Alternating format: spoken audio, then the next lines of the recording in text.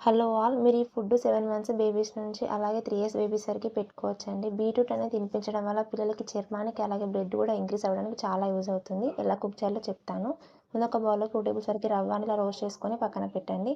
తర్వాత అదే బౌల్‌లోకి క్యారెట్ ముక్కలు, బీట్రూట్ ముక్కలు, 1 గ్లాస్ వరకు వాటర్ వేసుకొని సాఫ్ట్‌గా కుక్ అయ్యేంత వరకు కుక్ చేసుకోండి. ఇలా సాఫ్ట్‌గా కుక్ అయిన తర్వాత స్టవ్ ఆఫ్ చేసి క్లీన్ చేసిన మిక్సీ గిన్నెలో మనం కుక్ చేసుకున్న ముక్కలు అలాగే వాటర్ కూడా యాడ్ చేసుకోండి. ప్యూరీ కావడం కోసం వాటర్ యూజ్ చేస్తున్నాను. కుక్ చేసిన వాటర్ యూజ్ చేయండి. సాఫ్ట్‌గా మిక్సీ పట్టుకొని పక్కన పెట్టండి. తర్వాత ఇంకో బౌల్ పెట్టుకొని కొంచెం నెయ్యి అలాగే జీరా కూడా వేయండి. డైజెషన్ కావడానికి ఈజీ.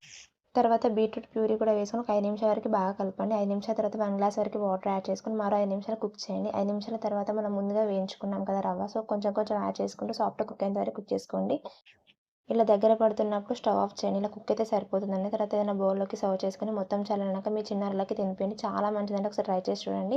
వీడియో నచ్చితే లైక్ చేయండి. అలాగే సబ్స్క్రైబ్ మాత్రం చేసుకోండి ఫ్రెండ్స్. సపోర్ట్ కూడా చేయండి.